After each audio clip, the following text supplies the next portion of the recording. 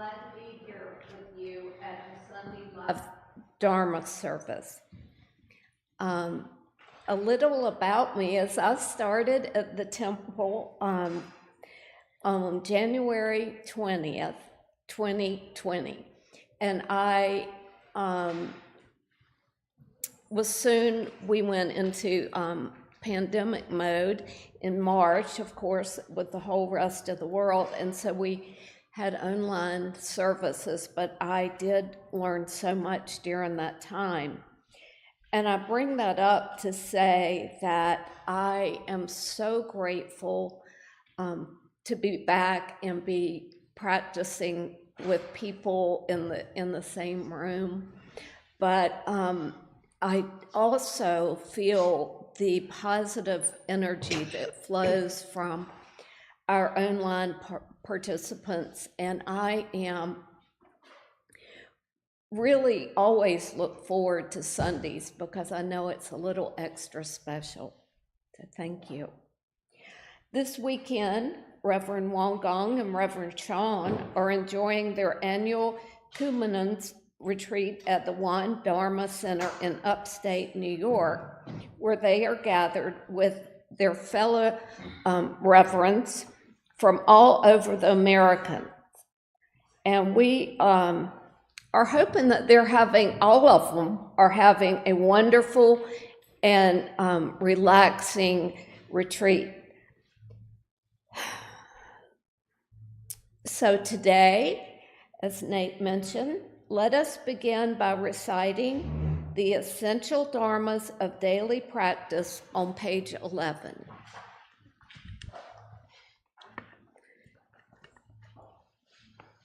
Essential dharmas of daily practice. 1. The mind is originally free from disturbance, but disturbances arise in response to sensory conditions. Let us restore the equanimity of our true nature by letting go of disturbances. 2. The mind is originally free from delusion, but delusions arise in response to sensory conditions. Let us restore the wisdom of our true nature by letting go of delusions. 3. The mind is originally free from wrongdoing, but wrongdoings arise in response to sensory conditions. Let us restore the precepts of our true nature by letting go of wrongdoings. 4.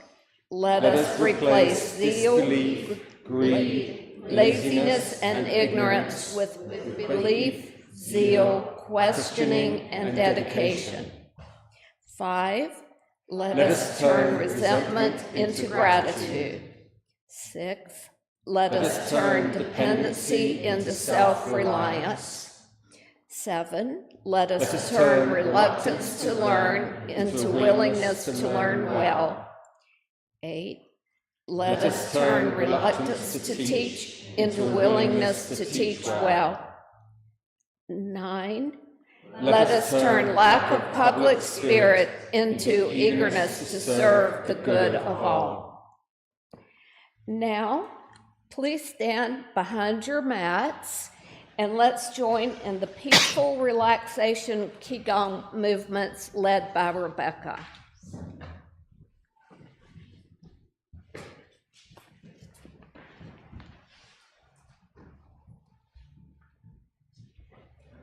Good morning. Good morning. We are going to have gentle movements today because I have hurt my back. So good for everybody.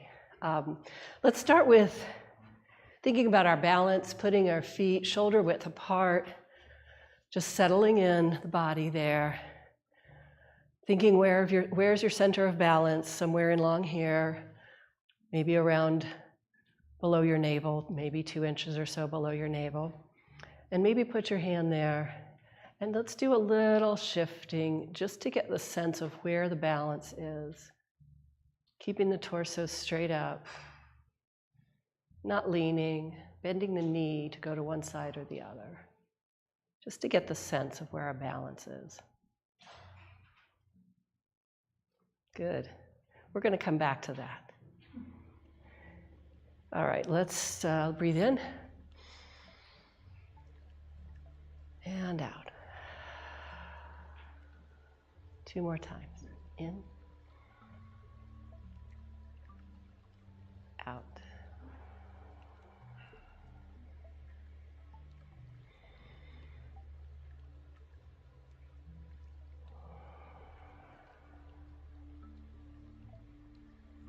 All the way up.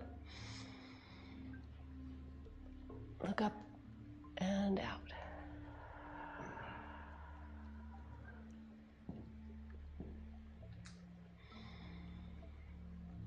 And when you're up, stretch high and then sink just a little bit. Good. One more.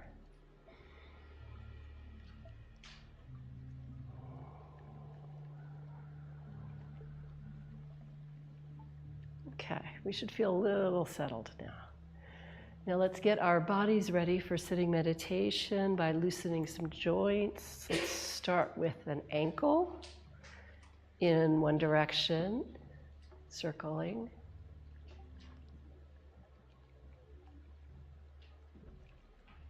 And the other direction. Maybe bend the toes a little bit if that feels good. And let's do the other side.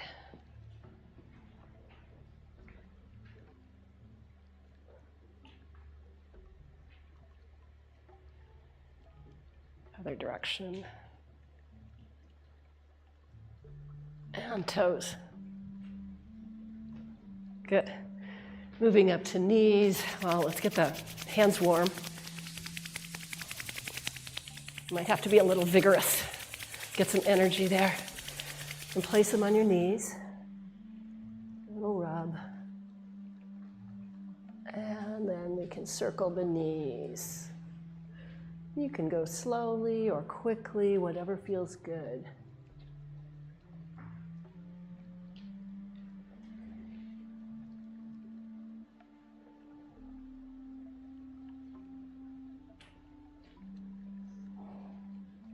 Let's change direction.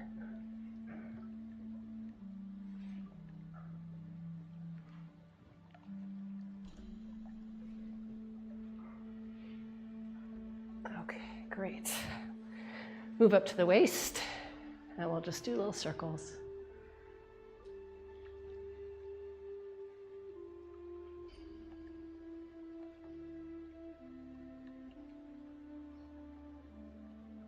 And you could do small circles, larger, whatever feels good. If you need to hang out in one area, stretch it a little bit, do that. And change direction.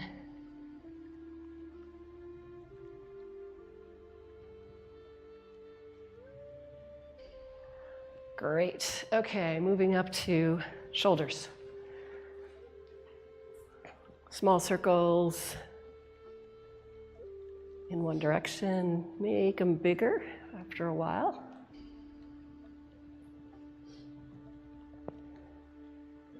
Do a little back bend and then maybe a little forward with your shoulders just to get them loose. Excellent. Other direction.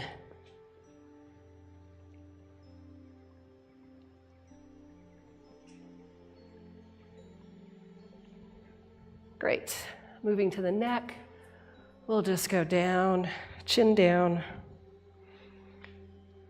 and then looking up gently, and then neutral, and then chin down, and go in circles as you wish, and changing direction whenever you wish.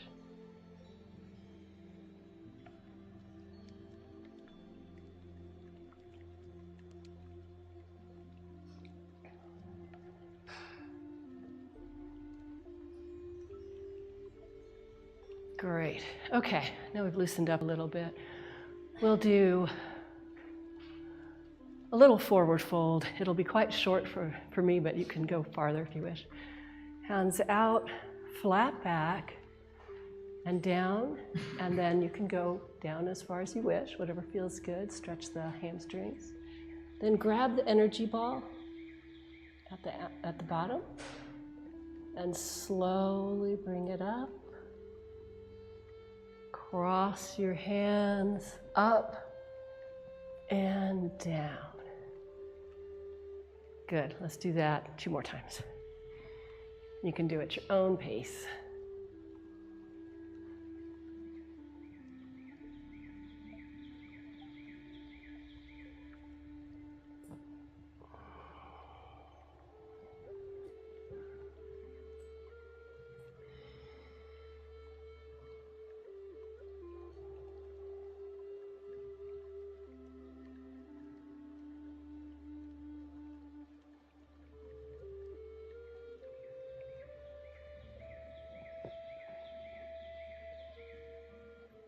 How's that feel? Good? All right, back to the balance. Balance as you wish, but what we'll do is shift our weight to one leg and lifting the other. You can lift it up if you feel like it, or just touch your toe. Even if you're just touching your toe, make sure you can kind of lift it up so that you're not, falling over, just like a little bit of weight, or you can lift it up. And then we'll just do the other side. Ooh, you guys are good. And then bring a hand in. And there's a string from your wrist to your knee that's just bringing it up. Excellent. Wow, you're inspiring me to hold it longer.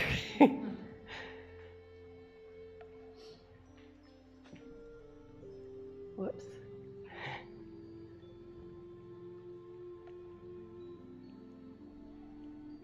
Good, let's do a couple more of these.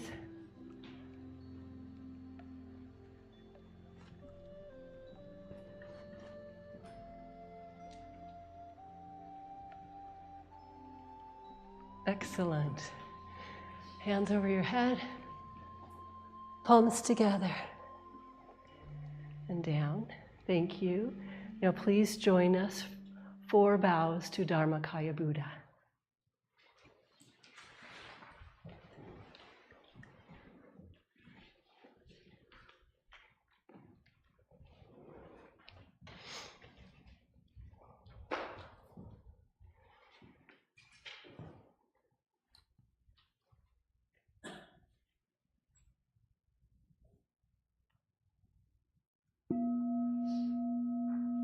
With gratitude, I bow to the grace of heaven and earth, honoring the infinite source of marvelous existence.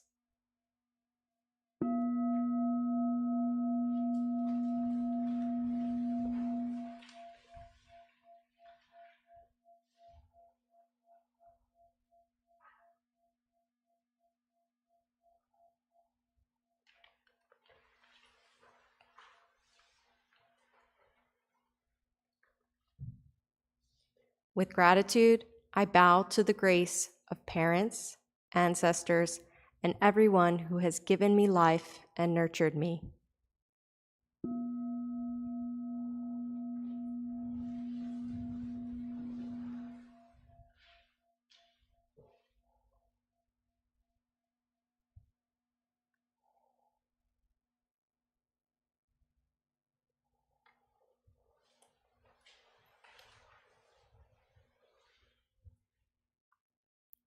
With gratitude, I bow to the grace of fellow beings, embracing the truth of interconnectedness.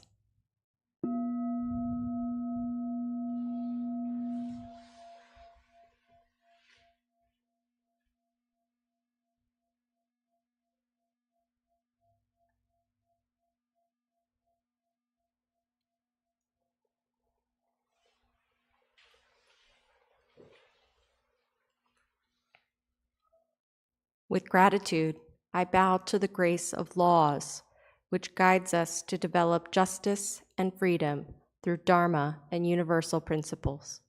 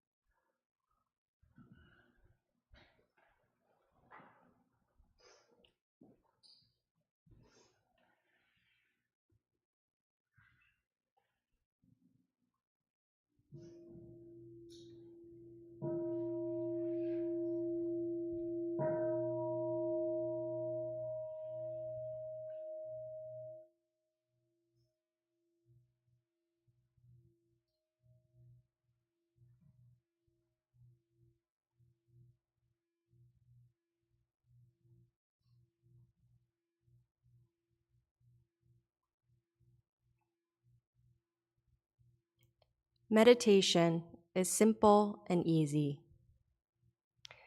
Please take time to find your most comfortable position. Wiggle to release any tension you are holding. Gently rock back and forth until you are balanced and centered. Relax your body. Relax your mind.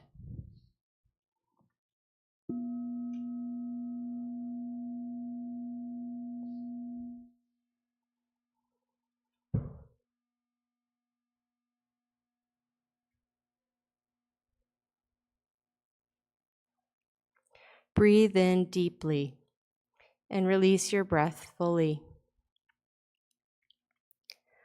Let your mind settle on your lower belly.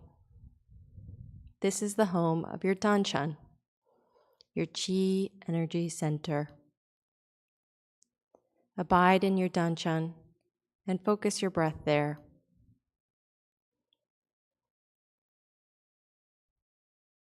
As your mind and body settles, gradually and gently straighten your spine.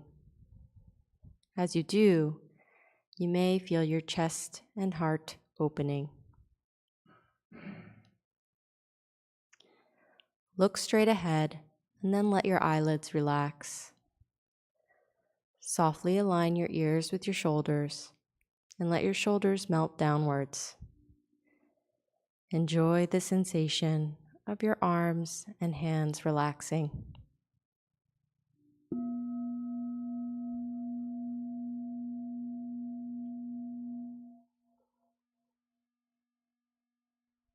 If your face or body begins to itch, simply let the itching pass. If your legs ache unbearably, you may change your position very slowly and quietly to honor your practice and the silent practice of those near you.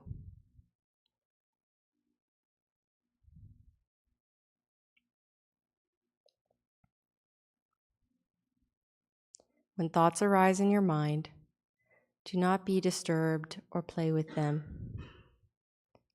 When left alone, they will simply disappear. Continue to bring your awareness back to your Danshan and breathe.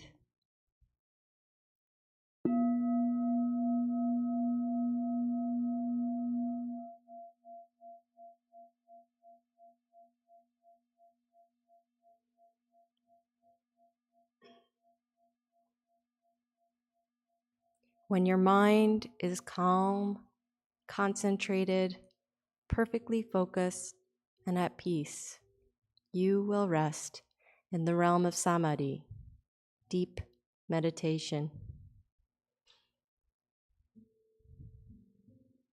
As we meditate, may our ever calm, ever bright spirit be with us.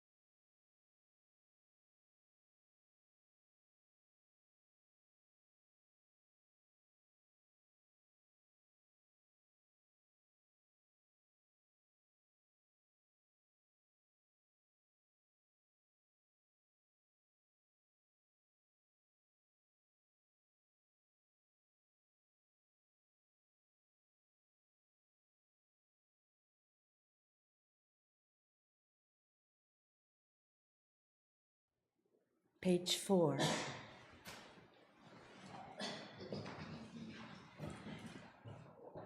양주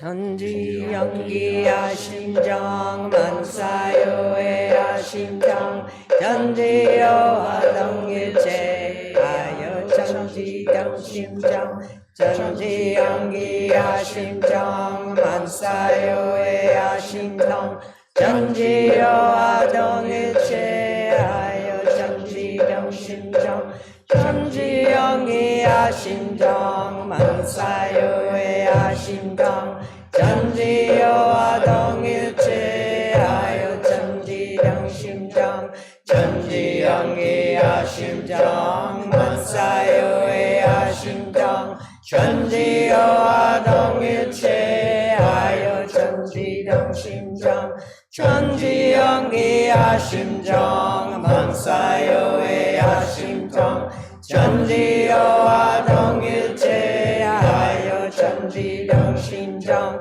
천지연기야 심정 만사요해야 심정 천지여와 동일체하여 천지등 심정 천지연기야 심정 만사요해야 심정 천지여와 동일체하여 천지등 심정 천지연기야 심정 만사요해야 심정 천지여와 동일체하여 천지등 심정.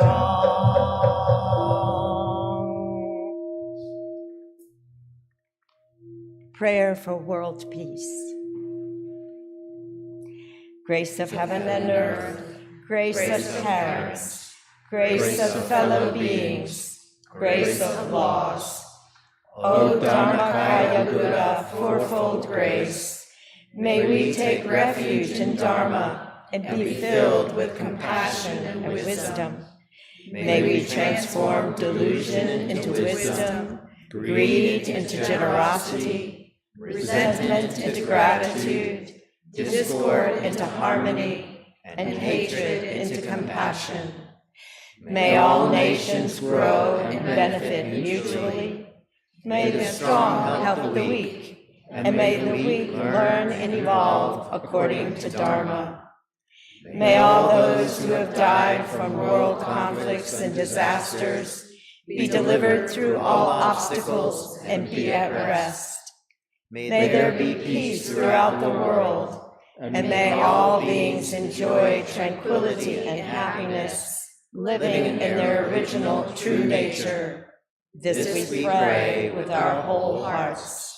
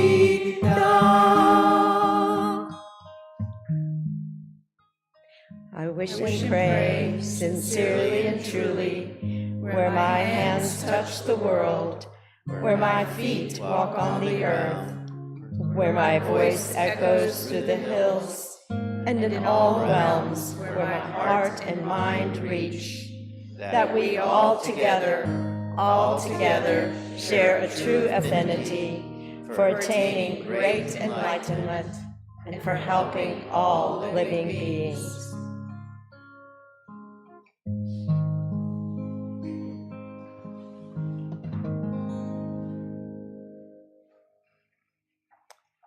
Page 5. Ilwan Song, Page 9. Ilwan Song vow.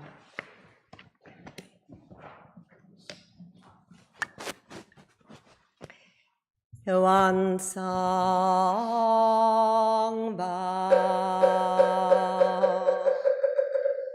Ilwan is the realm of samadhi, beyond words and speech, the gateway of birth and death, transcending being and non-being, the origin of heaven and earth, parents, fellow beings, and laws, the true nature of all Buddhas, enlightened masters, unenlightened people, and sentient beings. Ilwan manifests as both permanence and impermanence, viewed as permanence. Ilwan unfolds into an infinite world that is ever abiding, spontaneous, just as it is, viewed as impermanence. Ilwan unfolds into infinite worlds through the cycle of formation, duration, decay, and extinction of the universe, and the birth, aging, illness, and death of all beings, according to how we use our minds and bodies. In the 4 forms of birth, we transform through the 6 realms of existence, progressing or regressing, with grace arising from harm or harm from grace. Therefore we unawakened beings vow to practice wholeheartedly, modeling ourselves after Ilwan Song, the Dharmakaya Buddha, by cultivating our minds and bodies deeply, knowing human affairs and universal principles thoroughly, and using our minds and bodies skillfully, thus progressing rather than regressing, and receiving grace rather than harm, until we attain the great empowerment of Ilwan and become one with the nature of Ilwan.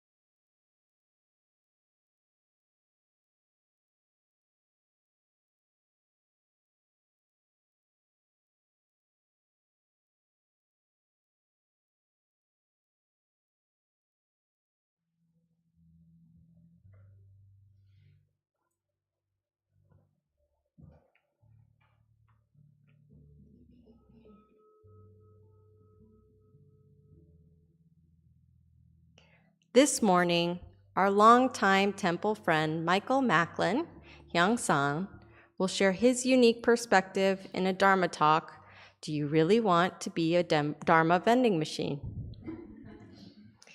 Let us practice deep listening as we welcome Michael. Good morning.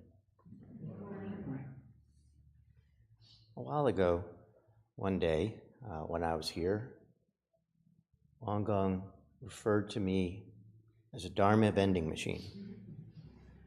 I was kind of surprised. Wasn't sure what to make of this. I knew that I often had a big mouth, but I had mixed feelings about that title.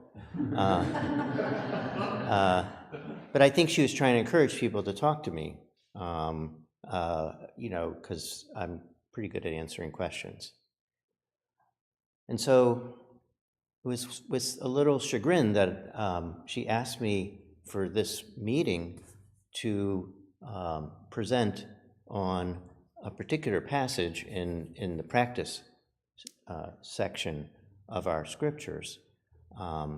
And I think this particular section is about, so practice is the threefold practice, and so I think this section is focusing more on inquiry into human affairs and universal principles. So let me read you parts of it. This is number 22.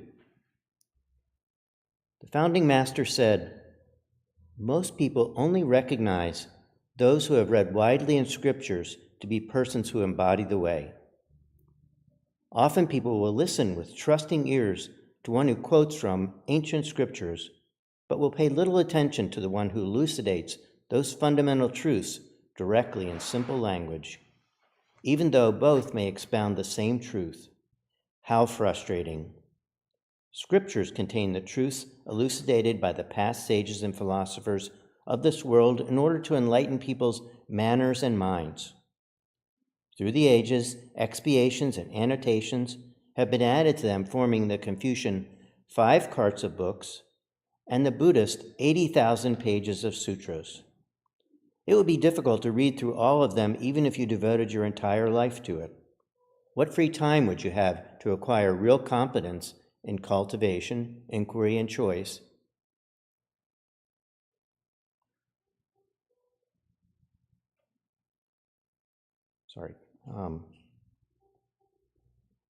What then would be the point of studying all 5 carts of books and reading the entire 80,000 pages of sutras?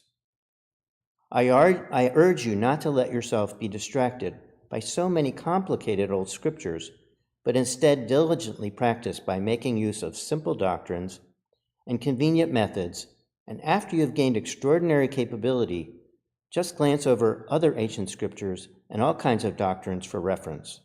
If you do so, one morning's quick consultation will be better than 10 years of reading." Well, Dharma vending machine. What's she saying to me? I'm not sure, but I kind of suspect that she isn't really saying anything to me, but you never know.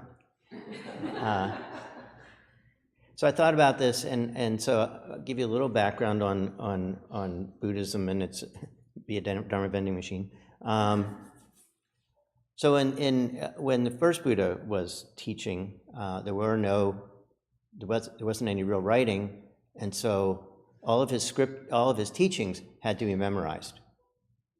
And for 200 years, the teachings were passed along monk to monk, and they specialized in different sections, but they kept it going and memorized it. And then about 300 BC, Buddha was about 600 BC, about 300 BC, writing came along and they started writing them down. But the tradition of memorizing the scriptures continued, and what had originally been this forest wandering monk tradition became a very institutionalized, grand endeavor in India. So about 0, around there, Mahayana Buddhism came about. I learned this from a lecture that I went to by a scholar. His idea was that Mahayana Buddhism came about because they were disgruntled by this institutionalization and moving away from the original purpose of these scriptures, and so they wanted to go back to basics, back to nature, and so for a while that was the Mahayana Buddhist approach. But of course, it moved back to being these big institutions, scholar, so forth, branching out in different directions. But, you know, this knowing the scriptures, memorizing the scriptures, still was really important, and you were a person of the way if you knew the scriptures. But there were, at different points in time, there were people that interrupted this. One of the famous ones was Bodhidharma, when he came to the West, coming from the West to China, where he insisted that he didn't know anything, there wasn't anything to say, everything was empty, there's no reason to talk about stuff, just meditate, just sit. Beginning of Zen Buddhism.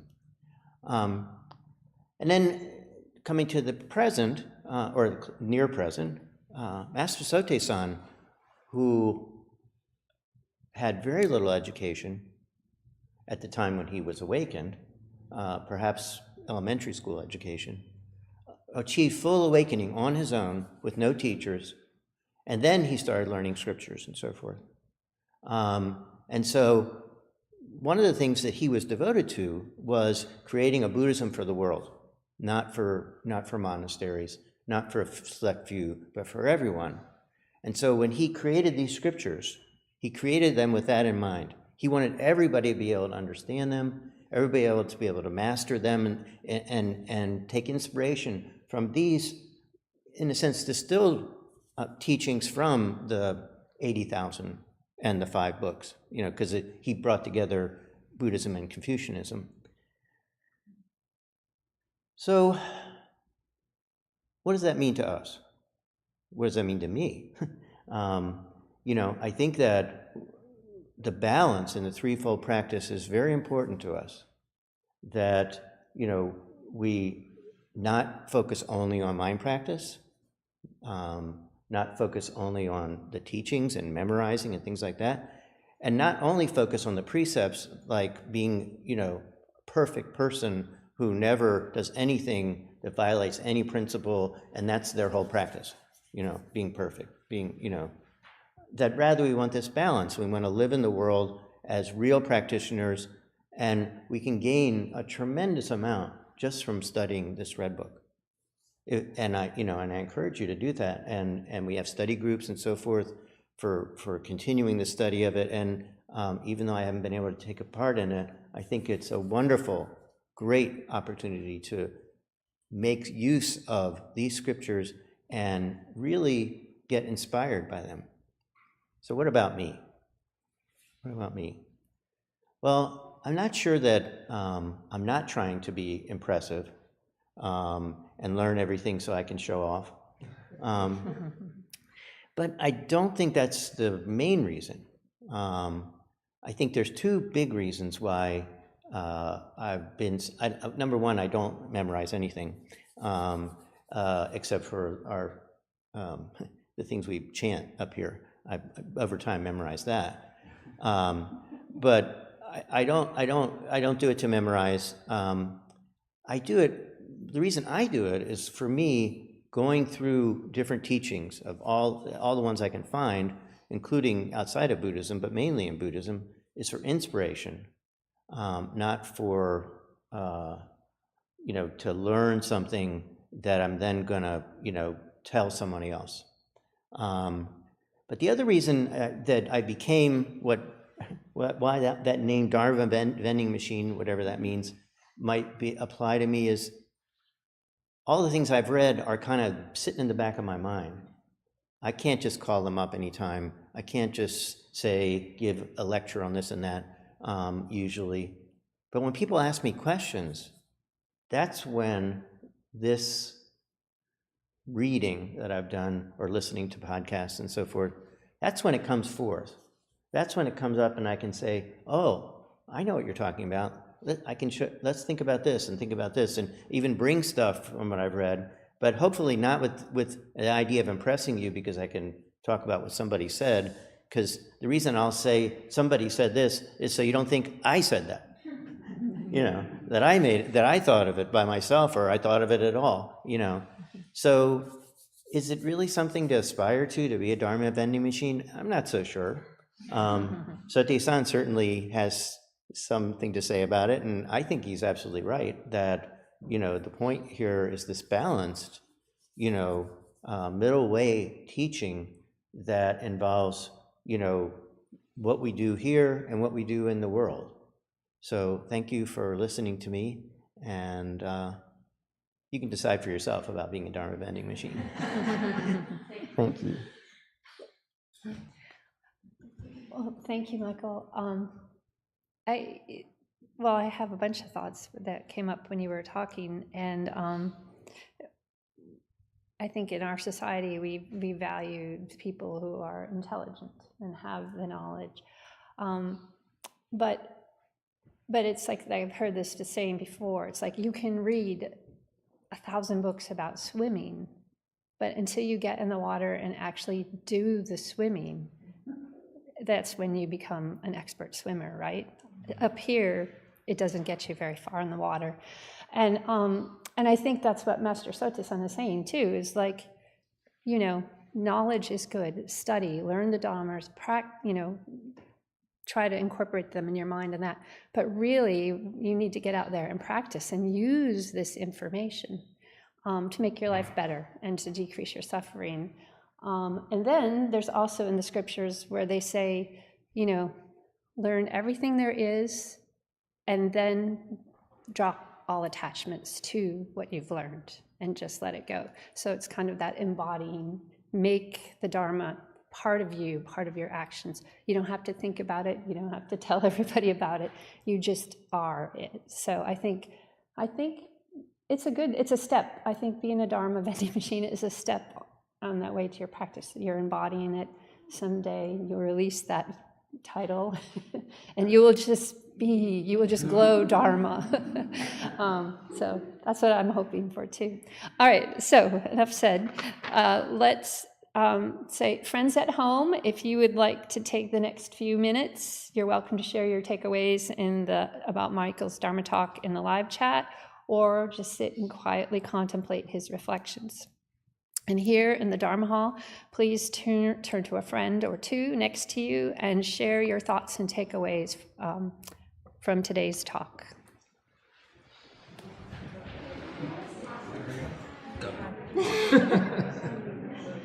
Well, I think it certainly alleviates a lot of pressure to have to know everything and have read everything. That's less the point than my principles. So, yeah, I find comfort in that. So I relate to it because when I first got on this kind of path, I was listening to all these talks, reading all this stuff. This is amazing. I get all this, and it suited my scientific brain. Oh, this is great. What's it about? So I understand this, do that. And it's like, I understand what you're saying, but it's just not my experience. Recently, something's changed in me, and I'm like, screw all that stuff I've read. I mean, it's helpful, but it's kind of got the concept in there. But now I've got to forget that. And I have a teacher, he's in South Carolina, he's got Fred, and he teaches with this really simple accent, it's really fun. But he says, I said to him, you get everything, you get all this stuff about originality, it's just not my experience. And he said, you've got it backwards, John. This is the experience. You just don't get it until it's shown. Oh shit. What do you mean? And he said, this is the experience. This is what you seem to be striving for and hoping one day to have. This is it. But John doesn't want it to be this. So John needs to get out of the way. And that's my frustration with, I've talked to Shakespeare, I've chat with Won Buddhist. This sometimes feels like a hamster wheel, because we're doing the same thing. And it's like, where's it going? And I was getting to this point, I need to know a bit, I need to be able to talk and get asked questions and hear someone explain to me the stuff about it's no eyes, no ears, no nose, no nose. What is going beyond? Going beyond what? We need to talk to someone about it, because we're not getting anywhere.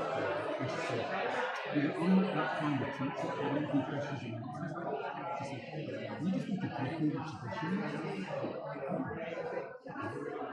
and come to this realization, and it's in the teachings that it's always God's favour. What we need to go beyond the concepts. Drop the concepts. Drop the concept of I am. Drop this pretense that there is a John here. And I'm getting to this point where I can imagine, just sitting here talking to you, I can imagine that could all take place without there being a John. And if John isn't there, there's no problem either. Everything's just as it's meant to be. It's only when this idea of John creeps in.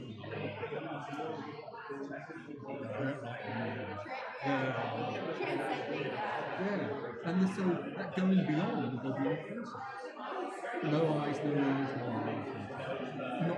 Not imagining, not having the concept of being a separate being. And Won Buddhist says that sometimes in when she does the meditation, sometimes she'll say, and I think it's written in the book, about resting on the Dharma, even not having that thought of resting on the Dharma, just being aware of your awareness. She says very clearly, we never go into it. And I was ready to get into it. I wonder why. I've always found that two parts in this service, I find the most helpful are the meditation and sometimes the protocol. Maybe for some of the reasons that you're describing,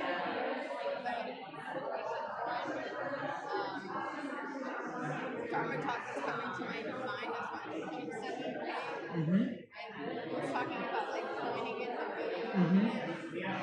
You can show somebody something, but they need to realize it for themselves. It's got to be an experience. You can't do it without experience. Because you're trying to describe what can't be, it's prior to concept, so it can't be explained.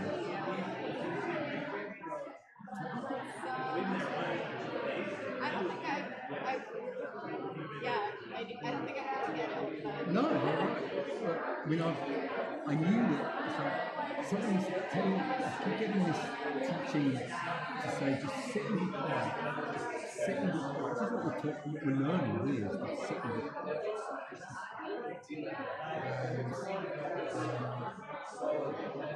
And then you can start noticing these things like, there's a concept of being here.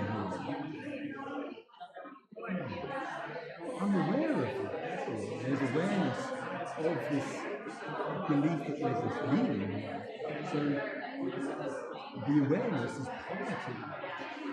And I am awareness of that thing that I think I am. You have to sit with it, and sometimes you just get this little wave of something.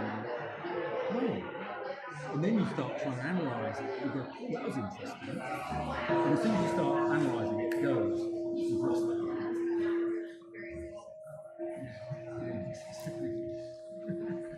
Well, that was a lively discussion, for certain. Any particular comments that you would like to make after talking with your friends here? And our friends online, any comments come up in the chat? Thank you, Michael, for your humble and practical guidance on learning Dharma. And thank you to the Sangha for being here together with us. And here in the room, any heightened opinions? Yeah. I'd like to ask Michael, what was the best advice you ever dispensed? Oh.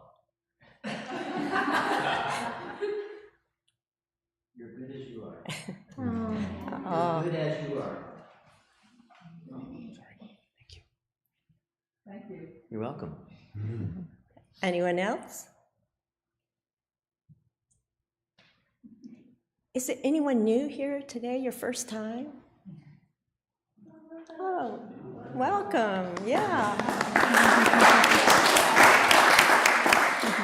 We certainly hope you'll come back again, and before you leave, be sure and check the information in the foyer for our little pamphlets, or if you'd like to be on our email list, those are out there too. But I would just like to take a few minutes to reflect on my time here at the temple with my Dharma friend here. And when I first came to this temple, I came because I was interested in meditation. Well, medication too, I was a nurse. And meditation can be medication. But that was really my interest and what brought me here. And that was in 2007. And now Michael was already here. He already had a Dharma name. We were a really small Sangha at the time. But I was very conflicted about religion of any sort. I basically viewed religion as something restrictive and irrational and unscientific. And so here was Michael. He was a doctor. He was a scientist, right? And so it put me at ease. Like, no, this is not crazy stuff. This is something really worth pursuing in this place. So here I am all these many years later, still here, and so grateful for having been here or for still being here. And so grateful to Michael for the role he played in my having settled into this beautiful Sangha. I mean, it's just lovely. So anyway, forever grateful. Let's see, and there's something else I'm supposed to announce here. No, it's Kelly. Any announcements? Yes. In fact, there are a few announcements. Thank you for all practicing with us today. For a double dose of practice, you are invited to join our Raleigh Center at 4 o'clock this afternoon for more meditation and sharing. Our Raleigh Center is nestled in a peaceful forest near Falls Lake. Our first session of Children's Camp, June 17th to the 21st, is almost here, and there are only a few days left to sign up. If your child cannot make it to the first session, we are offering a second session. It's a 3-day camp from July 8th to July 10th. And many wonderful teachers are busy preparing awesome activities, wonderful meditation experiences for this year's campers. For more information, please visit our website. And would you like to know more about meditation fundamentals? Yeah, anybody? Good news, our introduction to meditation class is being held on Sunday, June 30th from 4 p.m. at the Raleigh Temple. And for more information and sign up, please go to our website. If you are on our community email group, you will receive updates about all of our programs. And there are gray cards out in the foyer that if you'd like to fill out and get on the email list. Many caring hands have been tending and watering our gardens this past week. A heartfelt thanks to everyone who came and lent a hand. Please take a few minutes to enjoy the meditation and contemplation among the lush greenery. And as always, we appreciate your kind donations, which make our work possible. Now, let us turn to page 13 and bless each other with our morning prayer song.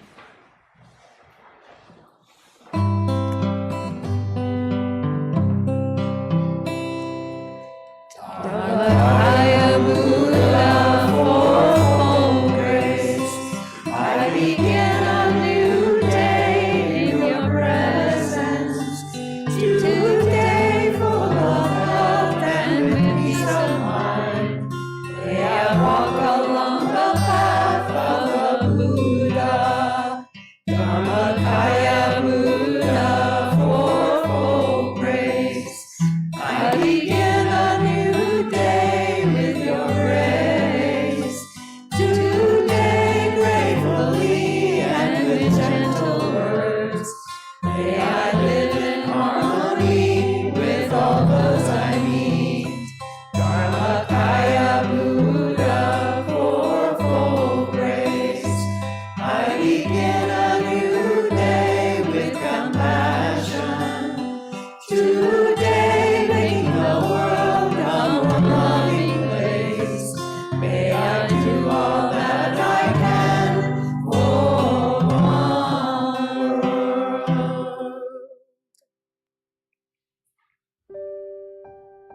Now let us bless our friends who are joining us online. Wave to Mr. Sony. Thank you all for being here today and sharing this Dharma service with us. And